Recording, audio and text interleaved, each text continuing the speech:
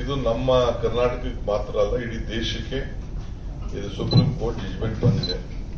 ಅದು KRC ಅವರು ನಮ್ಮ ಚೀಫ್ ಸೆಕ್ರೆಟರಿ ಪದವರೇ, ಚೀಫ್ ಸೆಕ್ರೆಟರಿ ನಮ್ಮ ಎಲ್ಲ ಇಲಾಖೆಗಳಿಗೂ ಕಳಿಸ್ಕೊಟ್ಟಿದ್ದಾರೆ. ಸೊ RDPR ಅವ್ರಿಗೂ ತೊಂದರೆ ಆಗ್ತಾ ಇದೆ, ನಮ್ಮ ಅರ್ಬನ್ ಡೆವಲಪ್ಮೆಂಟ್ಗೂ ತೊಂದರೆ ಆಗ್ತದೆ, ಬೆಂಗಳೂರಿಗೂ ತೊಂದರೆ ಆಗ್ತದೆ, ಪಬ್ಲಿಕ್ ತೊಂದರೆ ಆಗ್ತದೆ. ಇಲ್ಲಿವರೆಗೂ 2.5 ಲಕ್ಷ ಜನ ವಿದ್ಯುತ್ ಶಕ್ತಿ ಇದಕ್ಕೋಸ್ಕರ ಅವರು ಪೆಂಡಿಂಗ್ ಹಾಕಿದ್ದಾರೆ. ಪ್ಲಾನ್ ಸ್ಯಾಂಕ್ಷನ್ ಮಾಡದೆ ಬಿಲ್ಡಿಂಗ್ ಅಲ್ಲಿ ಕಟ್ಕೊಬಿಟ್ಟಿದ್ದಾರೆ, ಹಳ್ಳಿಗಳಲ್ಲೂ ಕಟ್ಕೊಬಿಟ್ಟಿದ್ದಾರೆ.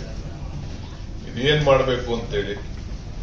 ಸೊ ನಾನು ಕಾನೂನು ತಜ್ಞರ ಹತ್ರ ಕೂಡ ನಾನು ಇದ್ರ ಬಗ್ಗೆ ಮಾತಾಡಿದ್ದೇನೆ, ಅವ್ರಿಗೂ ಮಾತಾಡ್ತಾ ಇದ್ದೀನಿ. ಅವ್ರಿಗೂ ಕೂಡ ನೀವು ಸಲಹೆ ಕೊಡಬೇಕು, ಯಾವ ರೀತಿ ಸಾರ್ವಜನಿಕರಿಗೆ ಸಹಾಯ ಮಾಡಬೇಕು ಅಂತ.